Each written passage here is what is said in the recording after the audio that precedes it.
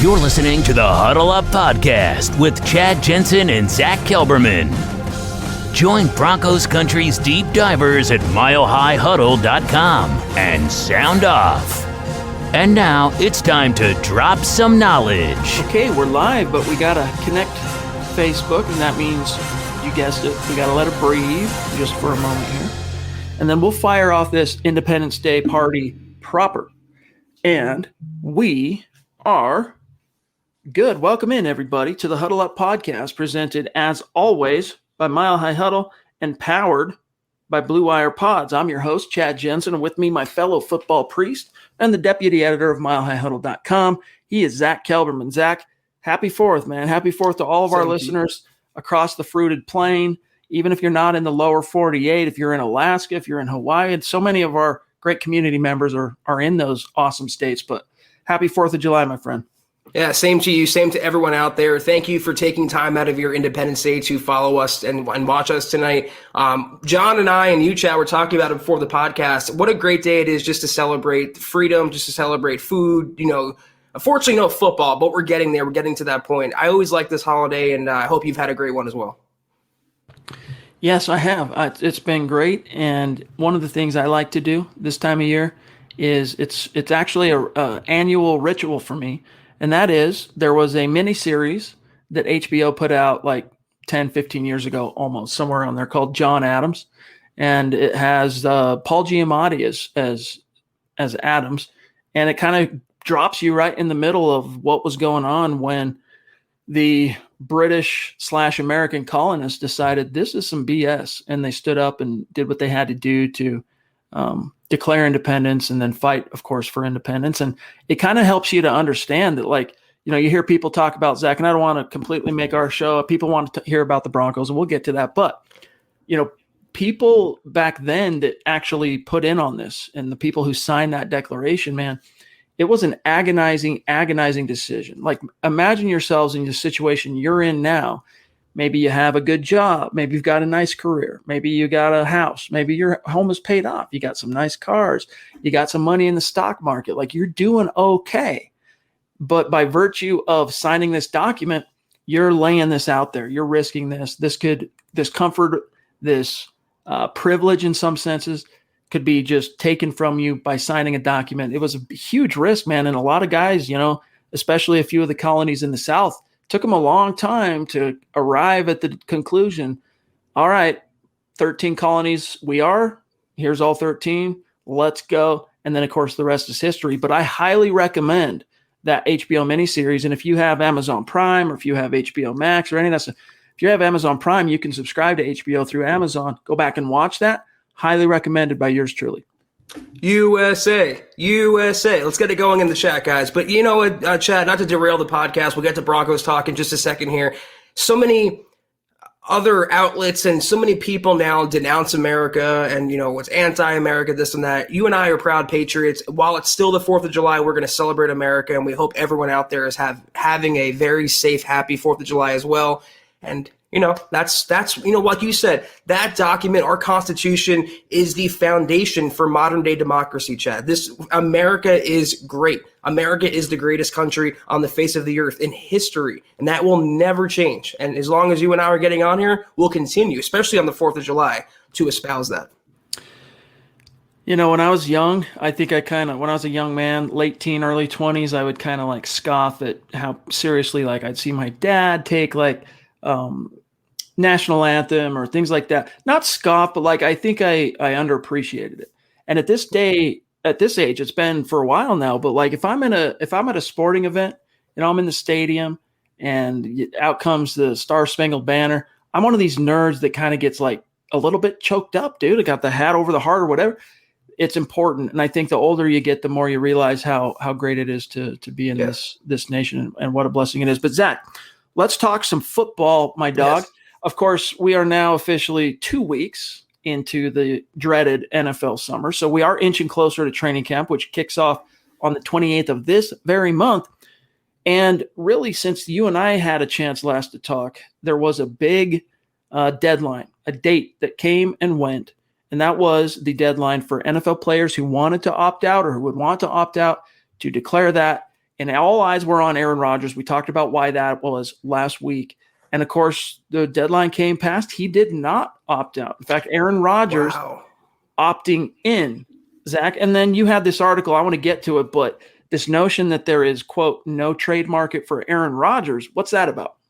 Apparently, Jeremy Fowler of ESPN, very veritable guy, very, very credible guy. He said right now, in talking to multiple interested suitors for A-Rod, whether that's a general manager or a coach or whoever, right now, that's the key words, right now, there is no trade market for Aaron Rodgers. But this is all, it seems like, I believe it was Drew Hollenbeck. I want to give him some credit. He tweeted back at me on Twitter, and he said it was almost like a smokescreen or a leverage play. I happen to agree with that as well. So often, we've talked about this through the entire Aaron Rodgers saga, both sides have been negotiating through the media, and I think maybe this is the Packers' way of trying to shut down any rumors. Maybe this is their way of trying to stifle a trade involving Aaron. Maybe this is a way for them to hurt his standing in the NFL, saying that there's no trade market for the reigning NFL MVP, a future Hall of Famer.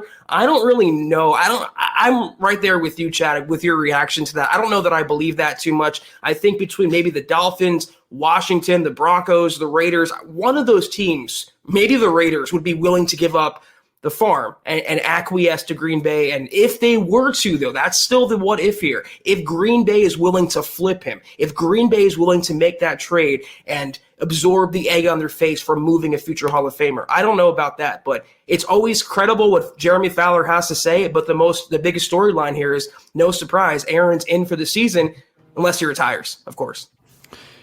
I take that to mean that Jeremy Fowler, after contacting what sources he might have in Green Bay and Packer-related sources around the league, that the Packers' position continues to be one of unmoving disinterest when it comes to trading the reigning MVP. So if the one side is absolutely unwilling to even talk trade, then I could see how you could interpret that as there is no trade market.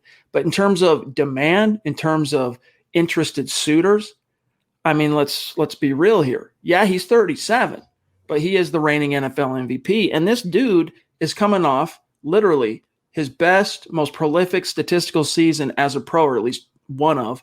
And he did it not only at that age, Zach, but he did it with, I think, if you look at his biggest seasons individually, his passing yards, his touchdowns, all that stuff, he did it last year with the weakest supporting cast, which again only speaks to the rare talent that he is. So to think that there are I've always kind of felt Aaron was a little bit overrated, and last year kind of disabused me of a lot of that. But still, to think, Zach, that this guy, the reigning NFL MVP, would have no trade market, I think that's a matter of semantics. I think you actually have to drill in a little deeper to figure out what that actually means. I think a little bit, though, is overblown as to Rodgers' weapons or lack thereof in Green Bay, at least last year. I mean, he did have a wide receiver one in Devontae Adams. He did have a running back one in Aaron Jones. I mean, it wasn't shop liver. He had Jamal Williams there as well. He had some tight ends. I think Richard Rodgers was there, and he was always a safety blanket. Not like what he would get in Denver or maybe even Vegas, but it still wasn't nothing. But that's the beauty of having a future Hall of Fame quarterback, a true franchise quarterback. As you like to say, they lift all ships. They raise all boats, tides, whatever word you want to use. That's what Aaron can do. And of course, the idea of playing with Cortland Sutton and Jerry Jeudy and Noah Fant is appealing. Maybe even Henry Ruggs, Josh Jacobs in Vegas. Even Washington has some weapons. So that's why I'm saying among the four teams that we think are in the Rodgers sweepstakes, there's got to be one out there, despite what Fowler says, that'd be willing to pony up for a 37-year-old who's still playing, like you just mentioned, at a very high level. I want to actually quote what Fowler said here, but first I want to read this from one of our great listeners and a great member of the MHH community, David Bingaman. He said he talked to teams, talking about Fowler. George Payton could be coyly trying to drive the price down, or the diva is spoiling interest. I really don't think it's that. It's the latter, Zach. I really don't think Aaron Rodgers. I mean, I think teams who are interested in Aaron Rodgers are interested in Aaron Rodgers. And, it might be concerning. And we've discussed this dynamic on this podcast before, that what's good for the goose, good for the gander. Sometimes the shoe is on the other foot. And if you're the Denver Broncos, you might worry a little bit, in the in your heart of hearts that he might do this to you a year or 2 years down the road or whatever after you've given up the farm. But I doubt it. I really do doubt it. I think, as David says here, Zach, the notion that George Payton could be trying to play some 4D chess here. Hey, it's possible. Who knows? I think this really all comes down to Green Bay. Are they ever going to just give the green light and say, look, he ain't coming back. Let's go ahead and capitalize while the getting's good. And the closer you get to the season, Zach, the less good the getting becomes. Yeah, for sure. I wouldn't put it past Peyton. In fact, I expect George Payton to play that 4D chess. I expect him to negotiate and try to leverage in a way that would help the Broncos, because he's been doing that the entire offseason, and that's why he was a home run hire. But I don't think it's solely the Broncos here that influenced Fowler's report. As you see right there, he said multiple teams around the league, not just one. So what it says to me is Fowler checked in with teams that could trade for him, and either they've made an offer to Green Bay and the Green Bay has said he's not available for trade, or they're not willing to give up what it would take to acquire Aaron in a given trade. I think it's more of the latter. I'm still holding firm, Chad. I knew you disagree with me a little bit on this. I'm still holding firm to Green Bay making him honor that contract and either playing this season or holding out or retiring. I don't disagree with you that could be a very likely eventuality. I just disagree that it's a smart move for the Packers. That's my only thing. It's like, hey, man, if he ain't coming back, he ain't coming back. And you're cutting off your own nose to spite your face. You've already cut off the nose by Aaron not coming back. Don't take it a step further and spite your face. But let me just read this real quick quote. This is Fowler talking via Bleacher Report on ESPN's Get Up. I kind of botched that, but either way. Quote, I checked in with people around the league this morning. The feeling is that Aaron Rodgers probably won't opt out. We know he didn't. But he got that $6.8 million roster bonus in March. So even if that's paid out in installments, he still has it. Maybe that's enough for him to say, I'm going to limit the Packers' options and sit out and make that clear. Now, I talked to a source who said, look, he's the most competitive person in the world. Opting out and killing his season right now on July 2nd would be difficult for him to do. I've also checked in with multiple teams around the league who are monitoring the Aaron Rodgers trade situation. They said there is no trade market for Rodgers right now, close quote. Now, Zach, anyone who studied economics at all, even if you just took it as a one class in college, you know that in order for there to be a market, in order for there to be a transaction, there has to be a prospective seller and a prospective buyer. I think you've got buyers lined up across the league. It's a question of, is there a seller yet willing to enter the market on this? And so far, the answer is no. Well, I also take umbrage to Fowler saying he's the most competitive guy in the world. If he's so competitive, what's he doing hosting Jeopardy? What's he doing flirting with retirement? I mean, I wouldn't put him in the Tom Brady class of competitive. Tom Brady historically took less money to field like a better, more competitive team. And it seems like Aaron's trying to squeeze or bleed the Packers for more money, and he's made $240 million in his career. There's a lot of things you can say about Aaron. He's a great player in many ways. The most competitive player in the world is not a phrase I would use with him. All right, guys, we got lots more to get to tonight. I see some super chat stacking up, some questions. We will get to it all here in just a moment. Really quickly, though, some matters of business. Make sure you know how to connect with us on social media, starting with Twitter. Best way to do that, follow the podcast at HuddleUpPod and the main account at Mile High Huddle. You can follow our great producer who does a lot on Twitter. It's a great follow, Buona Beast, at John KMHH. My partner here, Zack Kelberman, at Kelberman NFL. Myself, at Chad and Jensen. Also, guys, check out the Huddle Up Podcast Facebook page. Give it a like, give it a follow. In so doing, you automatically are entered into our weekly raffles. We give away a hat. We give away a T-shirt. We are going to be here very soon raffling out some Broncos swag, some actual jerseys and things like that.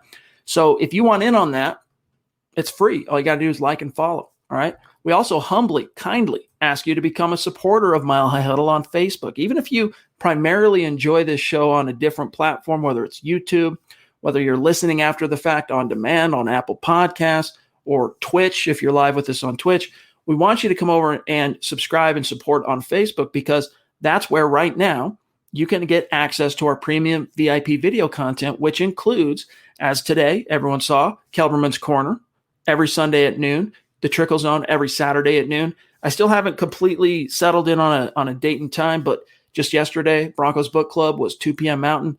And these are weekly shows that are a different flavor than what you guys get to see here on these weekly or nightly, I should say, live stream, 1 hour long form conversations. It's a different flavor. You want access to that? Click the big blue button on Mile High Huddle's Facebook page. You're in like Flynn. It's $5.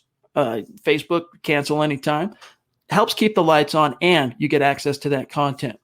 Guys, also, last thing, check out the merch store, huddleuppod.com. Get your swag on, get a hat, get a tee, get a mug, get a face mask, a little something for everybody. And if you're not in a position to do those things, it's all good. Seriously, we're just grateful to have you with us here. And hey, man, if it's not too much to ask, make sure you're subscribed. Like the video. If you're on YouTube, if you're on Facebook, guys, you have no idea how much that helps us. And then, hey, if we're doing a good job for you, or at the very least, you respect the effort, share this video out there and help us continue to grow and reach new like-minded Broncos fans just like you. All right, John, we have a patient Super Chat superstar or two. I see one here from Muhammad, who got in early with a super sticker, #1 fan. And this is true. I mean, Muhammad is ride or die with MHH. He's in every single live stream. You know, we don't just, when we say we're a daily podcast or the Mile High Huddle has a daily podcast, we don't just say that. All right. There's a lot of people out there, competitors in the landscape, that claim they're a daily podcast, Zach. They go 3 times a week. During the offseason, they'll go twice a week. During the season, maybe they'll go 4 times a week. We have gone 7 days a week for 2.5 years. Muhammad is there every single night. Plus, he's showing out with super chats. Plus, he subscribes on Facebook as a super supporter. He was there today for Kelberman's Corner. He's just there. So, Muhammad, love you, dog. Plus, he's even rocking the swag in his profile picture. I mean, Muhammad really is the gold standard. I should call him the Mo standard, because you never cease to amaze us, Muhammad. And I could say after KK, you're in there commenting, supporting. And then after the show, you're in there tweeting at Kim and I, you know, with praise and with support as well. So, Muhammad, everything you do is so appreciated and acknowledged. Nothing you do goes unacknowledged or unappreciated. Thank you once again. But that pair, Chad, trips me out, man. That's a weird pair. Indeed. John, do you have Drew? We'll get Sam Bam. And I haven't seen Drew for a while. It's great to see you, Drew. Sam Bam in the house. What's going on, Sam? Thank you for the support. Appreciate you, my friend. His message via Super Chat is Happy 4th of July, Broncos country. And, of course, go Broncos. Appreciate that sentiment, my friend. Thank you for the support. Means a lot. Hope you're having a great 4th, Sam, and happy that you're staying, you know, responsible and safe, because many people out there like JPP, you know, hurting their hands or getting into accidents. We don't want to hear about any of that. So hope everyone is having a great 4th as well.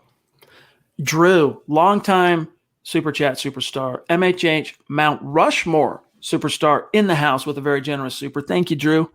He says Green Bay and Rodgers both still seem very firm with what they want.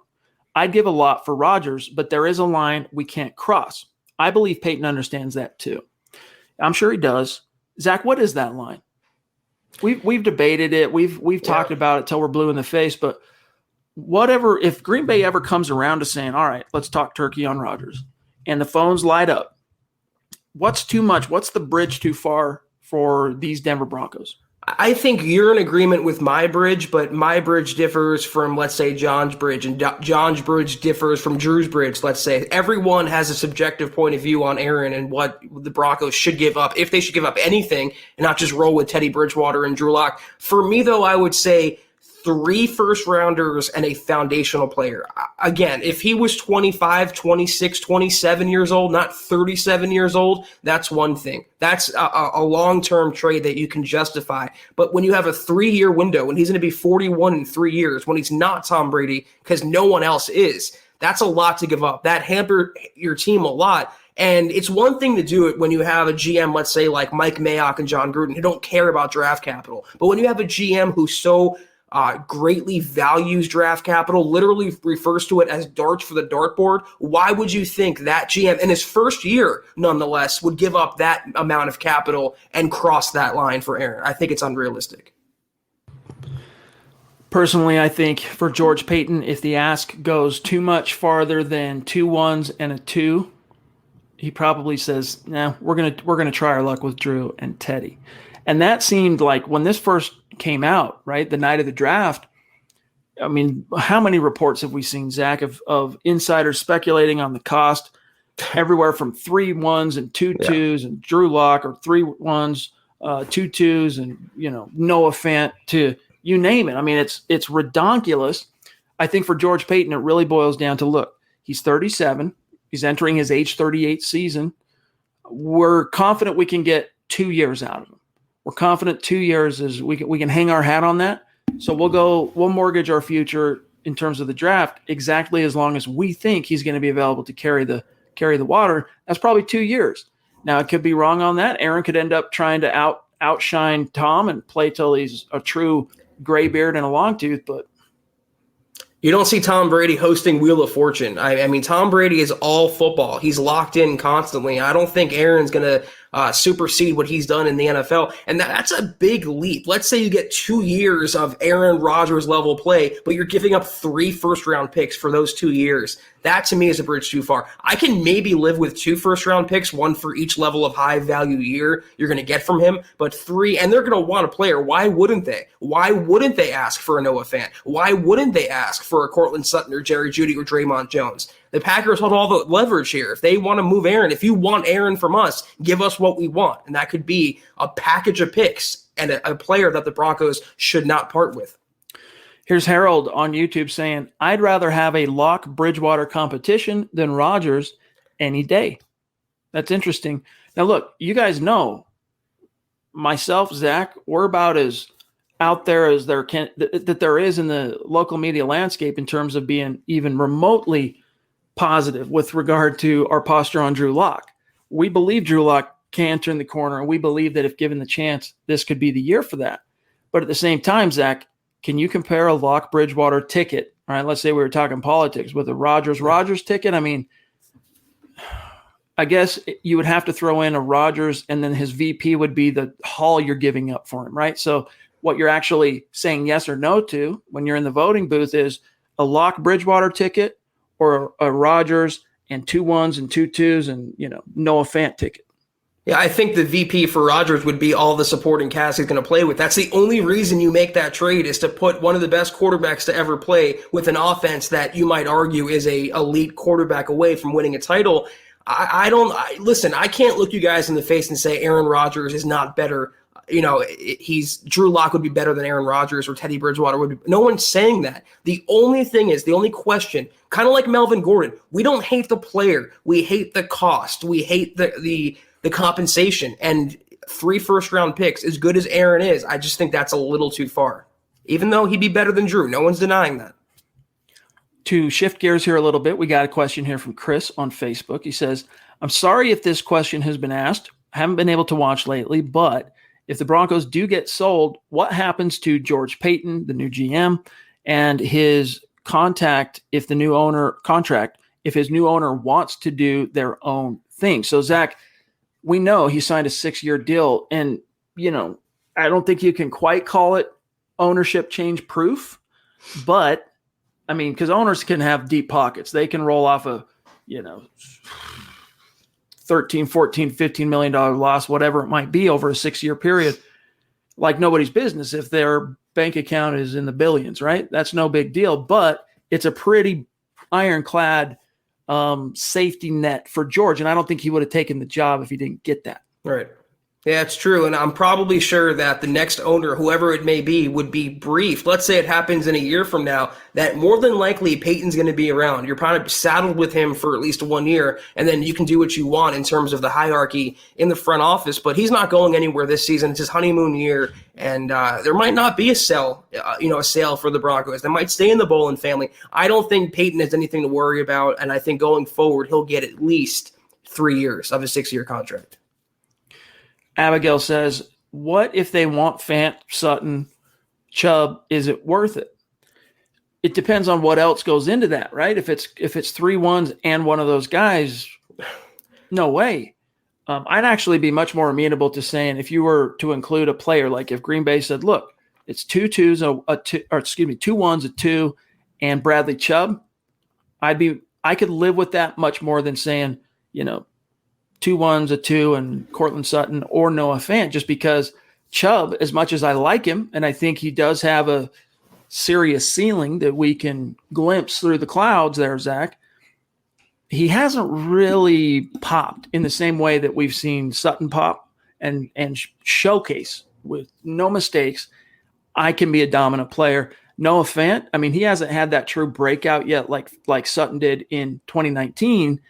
But Fant, dude, all he needs is competent quarterback play, and you've got a top 5 tight end on lockdown. Chubb, it's injury issues. I get that, Zach, but it's hit and miss production. I've yet to really see him. There was a stretch in last season from like week 4 to week 7 or 8 where he was a pretty consistent force. But unlike you've seen in years past with former great pass rushers in Denver, like Elvis Dumervil, like DeMarcus Ware, like Von Miller, I've yet to really see Bradley Chubb be that consistent threat that changes the game or can change the game on a week-to-week basis. Well, first of all, in terms of giving up an offensive player, doesn't that defeat the purpose in a sense? The only reason you'd be acquiring Aaron is because you have these horses in place, because you have these weapons. What's the point of bringing in a quarterback like Rodgers and then giving up your top 10 receiver or your future Pro Bowl tight end? And Fant can also benefit from proper play calling, not being ignored for stretches and weeks on end, Chad. In terms of Bradley Chubb, though, I would kind of disagree. I think he's shown, maybe in batches, maybe not consistently, he can take over a game. He's had 3 sack games. He's gotten better against the run. But here's my problem with trading away Bradley Chubb. Von Miller's on a 1-year contract. He might not come back. Okay, Bradley Chubb's a former first-round pick. Let's say you include him in a trade. How would you replace that outside linebacker when you're giving up first-round picks on top of Bradley Chubb? That's the only thing. So let's say Chubb's included in a trade here and something happens to Von. You're getting Aaron, but you might be sacrificing your 2 edge rushers, your 2 staples of your defense. So it's like you're taking a little bit from one side to pay the other side. You have to balance and weigh the scales, and that's where when one gets more over the other, where I kind of pump the brakes. Those 3 options he mentioned, I mean, that's all things being equal in my estimation. Now, if you want to drill down on and look at that issue on multiple levels of analysis, you might say to yourself, well, hey, look at what Aaron did last year in Green Bay with the relatively modest supporting cast that he had. It would then stand to reason, Zach, logic would follow that what you probably want is, look, just throw some dudes in cleats out on the grass, and Aaron's going to put up some volume for you. But he's going to need a defense that's going to give him extra possessions. He's going to need a defense that can mitigate high flyers like, Pat Mahomes and the Chiefs in the division and the Raiders. And if you get to the playoffs, teams like Buffalo, teams like Baltimore. And so you want to have your Bradley Chubbs for that scenario. There's an argument to be made on all sides.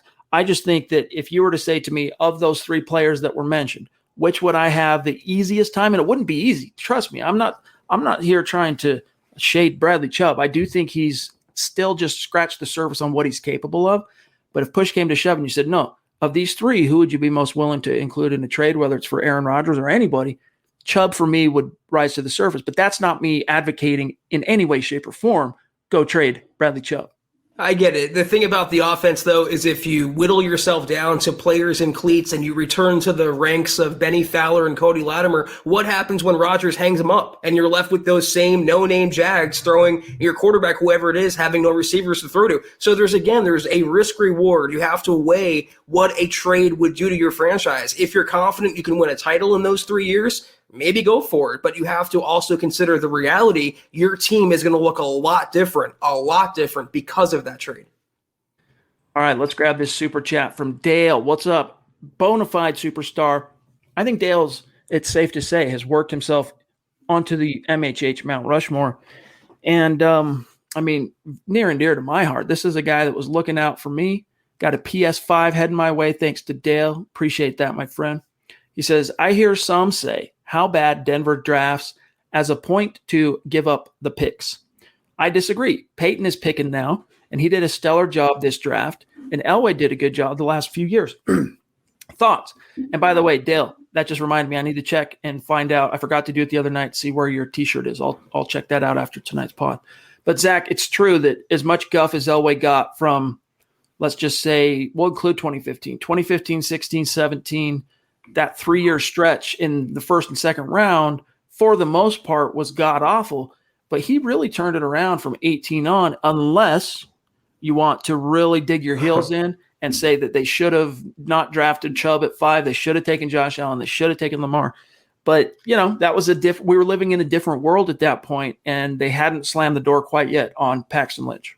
There's so many, though, hindsight, we should have done this, we should have done that. Teams shouldn't have passed on Mahomes or Deshaun Watson. They shouldn't have fallen that far. But you can argue that from 2018 on, for sure, Elway, it's certainly 2019 and 2020 were his best draft classes, but 2017 was the worst. And thank God for Garrett Bowles, because if it wasn't for him, it would have been historically all-time bad. That's the mark of a good GM, though. That's why I felt like it's why when Elway announced he was getting out of the GM spot this offseason, it surprised me because I feel like he was just growing into that role. He was actually first developing, progressing, becoming a smarter GM, drafting better, constructing a team better. So I think George Payton, though, was the right guy to build on that and take the mantle from that.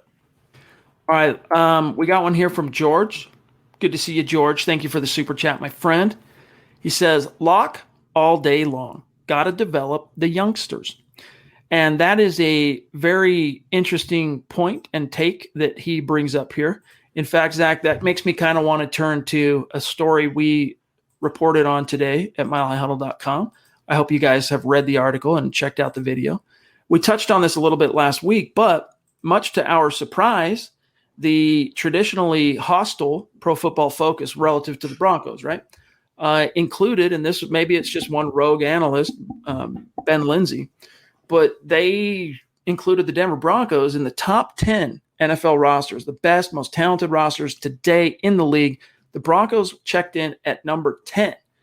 And, as I analyze this thing and we go down the rabbit hole talking about, well, if that's true, because you look at who else was on this top 10, and we touched on this last week, I know, but let's just keep it on the AFC. The only teams ranked on that list besides the Broncos, and of course, all three of them were higher than the Broncos, were the Chiefs, Bills, and Ravens.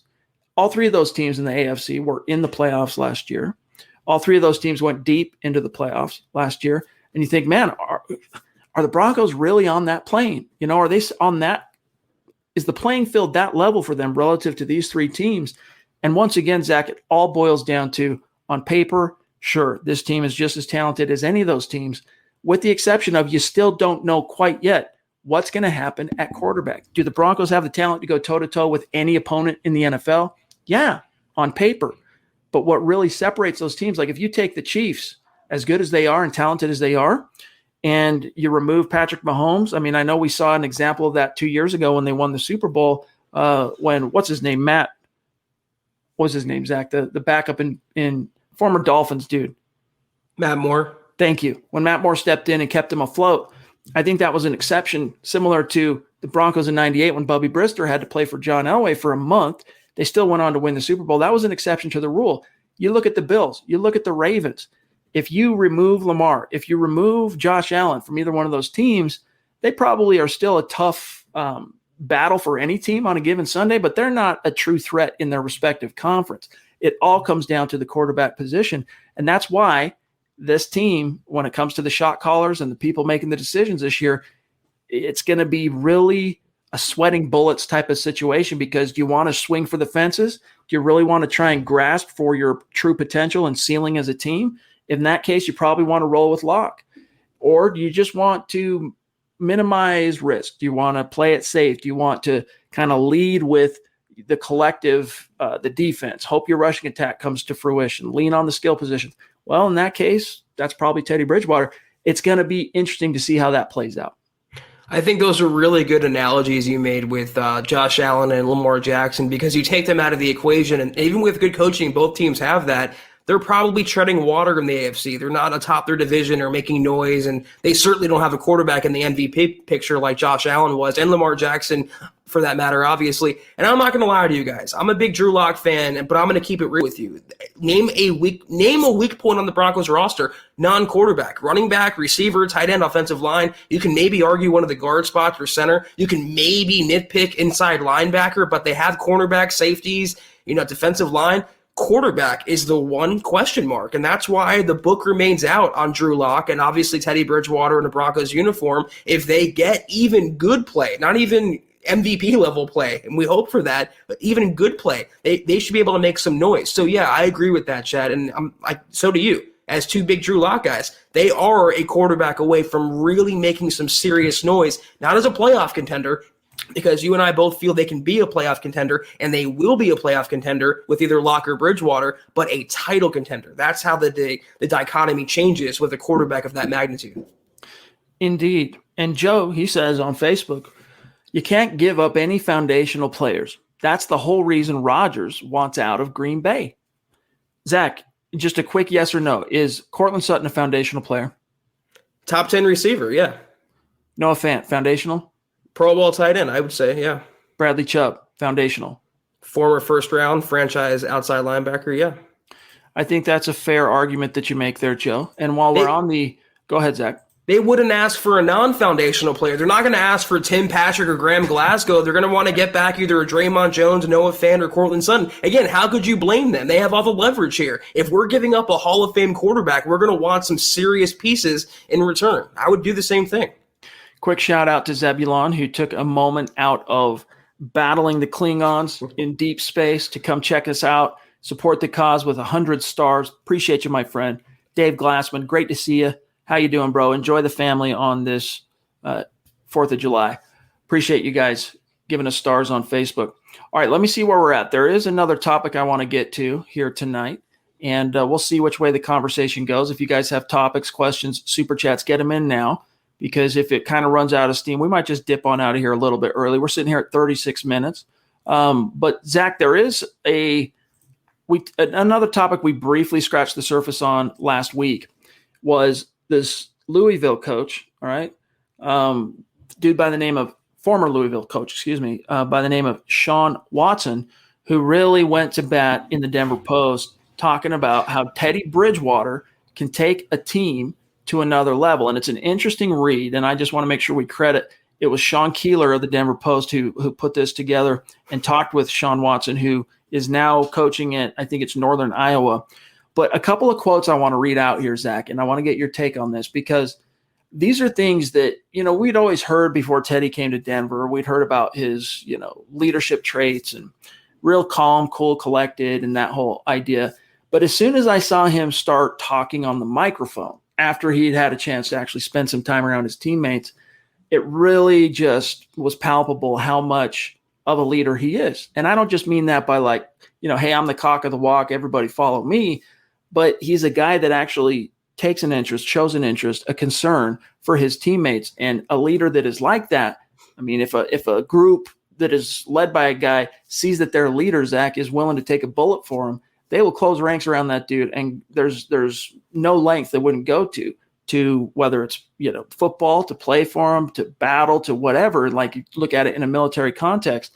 But it all starts with, according to Watson, his former coach at Louisville, with him being humble and being a giver. Let me just read a couple quotes here real quick.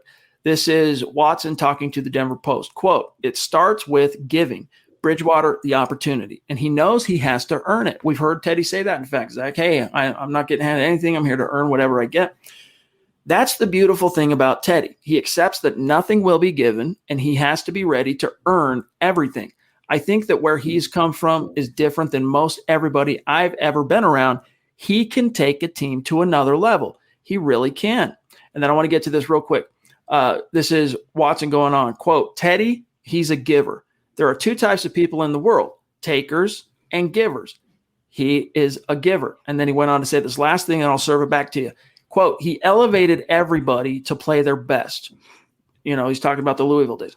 Because he understood what it meant to be a quarterback, to distribute the ball, to get the playmakers' hands on the ball. He understood schematically what we were trying to do.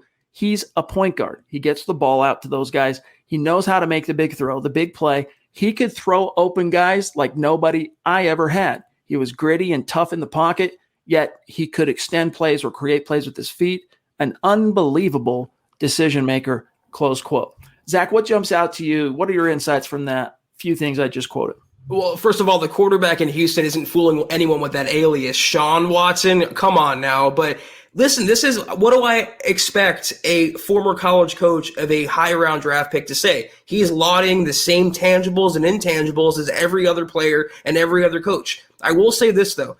I'm not the biggest Bridgewater fan from a physical perspective. His arm talent doesn't really do anything for me, but he won me over a little bit in minicamp and OTAs with his humility, with his team-first attitude. He really is okay being the backup. He's not going to be a Joe Flacco. He's going to help mentor Drew Lock. He's already bought into the Broncos culture. He already considers himself a Bronco and is invested with the team regardless of whether he's starting or not. So, yeah, I believe what he's saying here about Teddy Bridgewater, that he elevates everyone. He's a natural leader. He came in and exuded that immediately, and I give him a lot of credit for that. But looking at it from, that little breakdown from Sean Watson, that's more or less scouting Bridgewater as a college quarterback. I'm scouting Bridgewater as an NFL quarterback. A lot has changed in that time. And Teddy Bridgewater, great leader, great guy to have in the locker room. I just don't want him starting football, games for my football team. I think the biggest thing for Teddy, like he talks about how he's an unbelievable decision maker.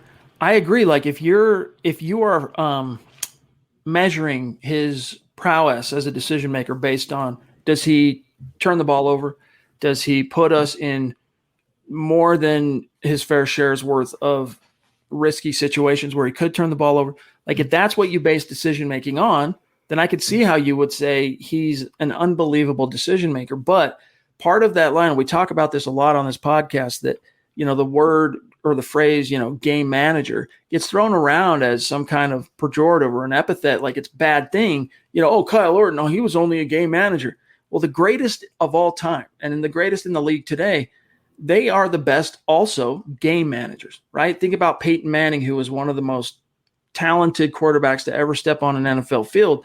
That dude was talented. He had the size, he had all the measurables and things that you look for, but really what separated him is he was able to blend and balance being that talent with also being a game manager and executing. And part of, Zach, the reason I go down this rabbit hole, part of being a game manager in an NFL sense that's going to allow you to really burst onto the upper echelon of NFL quarterbacks is you got to take chances sometimes. You got to know when the right time is to take those chances. And anytime I turn on the film, there are exceptions to the rule, but that's why it's the rule. There's exceptions.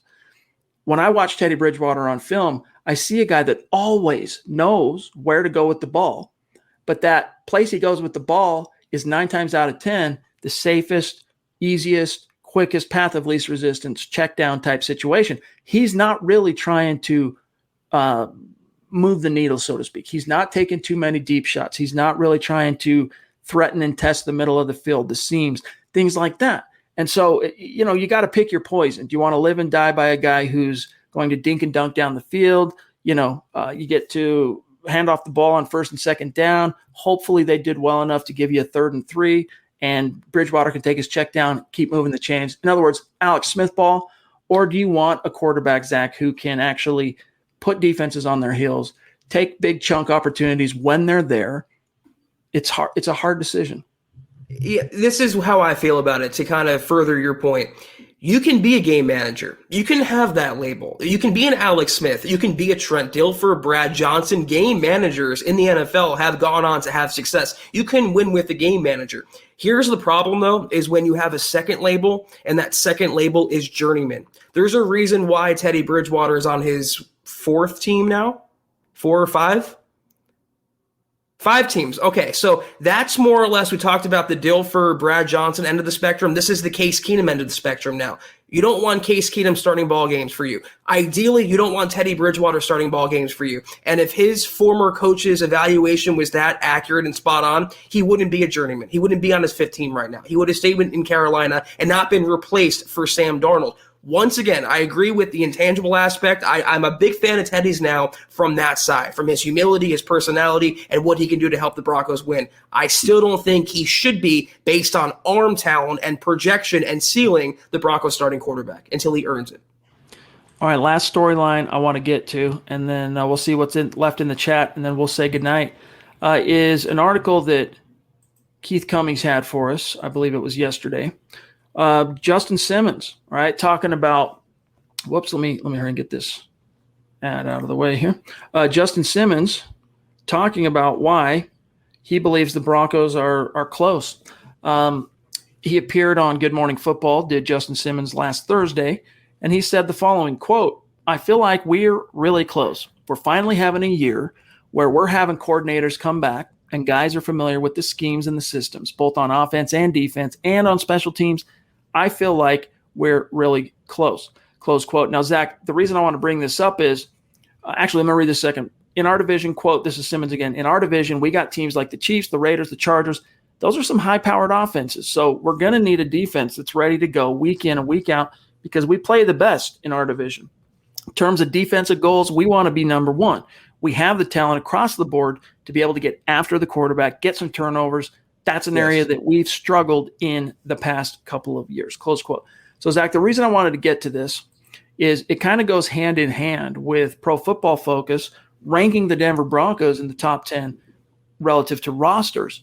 I think everyone feels like they're on the precipice, even the guys in that locker room. And you got to believe you're going to succeed if you're going to succeed. So they should be at this time of year feeling this way. But when you have outside market places like Pro Football Focus, whatever, kind of corresponding to what your view of this thing is, makes you kind of sit up a little bit if you're Justin Simmons or anyone. Now we really believe that we can be a threat. Again, it just boils down to the Q. It boils down to production and execution as well, both on the coaching staff and he's the highest paid safety now, Chad. It's on him and his shoulders to step up and make the Broncos the number one defense. But I like what he acknowledged there. They mentioned getting turnovers. That's been a big bugaboo for them. They've mentioned just being more productive on defense. It starts with Simmons there, but I like everything he said because there's no reason why they can and no excuse why they can't. You talk about the talent around Simmons. You talk about having Vic Fangio and having Ed Donatell and the rest. There's no more excuses. And if they get the number one defense, even if they have a top 16, 17 offense, that should mean the schneid is broken and Simmons finally gets to play in a playoff game, as we all want him to do. We can all agree on that. All right, guys, one or two more out of the chat, and then we'll call it a night. From Sam Bam, he says, also, listen, if the Broncos get behind by double digits, Bridgewater's style will make it more difficult to come back. And that's an issue. And again, you hate to rely on the outliers. It's a very faulty strategy to rely on outliers to kind of, bolster your argument on any subject. Drew Lock, though, has shown that he can overcome pretty significant, serious deficits. You just want to see him do perform at that type of level on a consistent basis. And that's been the biggest thing with Drew. And I think, again, my parting message for fans on, we got Mark Langley top roping it. My parting message to fans tonight, and then we'll grab Mark, Zach, is don't expect to see miracles pouring forth from Drew in training camp. You're not going to see him come back from the 6-week break suddenly looking like the second coming of John Elway. It's just not going to happen. That's not who he is. He's going to be sloppy at times, and he's going to be undisciplined at times, and then that's going to be peppered and punctuated with flashes of brilliance and big, deep plays. Everyone goes, ooh, fans watching on the berm. It's going to be that's just the way he is, especially in a practice setting, Zach. Practice settings always favor the guy who plays it safe. The guy who knows where to go with the ball and plays it safe. It's always going to favor that guy. That's one of the reasons why Paxton Lynch just could never vanquish Trevor Siemian in a true open competition, because by the time you got to the actual regular season and they make their decision, how can you go with the guy who's, in Lynch's case, we can't even compare him to Drew. It's not fair in any way, shape, or form. But I'll just bring it back to practice favors the guy that's steady, the guy that's Trevor, which is going to make it all the more. You really have to see into the future. You really have to see deeper into this thing if you're the coaches, if you're going to make the right decision for who's going to quarterback this team. Well, do we want Locke to look the best in training camp? Don't we want kind of more bumps a little bit going into preseason, let those get ironed out? It's kind of like peaking in high school. Who wants to do that? We don't want that for Drew. We want him to peak in adulthood, and that would mean the regular season after going through the lumps in high school, which is training camp, and going through lumps in college, which would be the preseason. Get those mistakes, if there are any, out of the way now and go into the season with that experience and with those reps that he lost last year. That's also a very underrated aspect, Chad. Good or bad, reps for Drew Lock right now, first-string reps, are invaluable this summer. Here we have another Mount Rushmore superstar. And Mark, hey, he's more than just a superstar. We consider him to be a close friend of ours and just a diligent, dedicated Broncos fan, but a diligent, dedicated member of our community. He has done more than his fair share, Zach, in the last 2-3 years since we've been doing this to help keep the lights on relative to what we're doing here with these live stream podcasts. So, Mark, we love you, appreciate you, my friend. Hope you're having a great Fourth. Dude, I mean, Zach, the generosity on display here, just look, my hair blown completely off the top of my head. Anything I could say is going to sound disingenuous, but Mark, being a good friend of us personally off air, as you said, Chad, he knows that we're very much appreciative. And Mark, thank you so much. We seriously hope you're having the best Fourth, and thank you for tuning in with us tonight. And give our best to Penny. Hope you guys have had a great Fourth weekend. He says, "What's up, my guys? Just got home from Pigeon Forge, Gatlinburg, Tennessee." Right on, dude. Beautiful place, but way to pack. Beautiful place, but way to pack. Just wanted to say hi and keep up the good work. #MHH. Never been there. Never been. I've actually never been in Tennessee, one of the few states I've never been in. So very cool, Mark. I've never been to Gatlinburg, but I've been to Nashville a few times, and there's a reason why they call it Nash Vegas. I mean, that city is lit to the extreme. Love Tennessee, love Nashville. Great place. When I think of Tennessee, I know a lot of people go, oh, you think of the Volunteers, or you think of the Titans, or you think of country music maybe. I think of the movie Hustle and Flow. If you've ever seen that movie, dude, that movie is sick. All right, I love that movie. But anyway, that's neither here nor there. Mark, love you, bro. Thank you so much. Yeah. That's how you end a podcast, Zach, with aplomb. I mean, that's Mark Langley for you. I mean, it's one hand, it's totally surprising and it blows us away. On the other hand, it's Mark Langley. It's not surprising. So thank you so much, Mark, again. All right, guys, that's going to do it for tonight's episode of the Huddle Up Podcast. Thanks to each and every one of you for peeling off some time here from your 4th of July celebration to participate in these conversations and chew the cud over the very latest. And look, there's not a lot happening, but what little pieces of news that we get, what's up, Zebulon? What little pieces of news that we get, we're going to show up for you every single night, 6 p.m. Mountain to 7 p.m. Mountain, and break it down. So thanks for that, Zach. Happy 4th, bro. John, happy 4th. Happy 4th of July to everyone, all of our listeners out there in the US of A. And also a very special 4th of July. Let me just give some props here to everyone knows Albert Knoppers, all right? Big-time superstar, big-time Facebook supporter.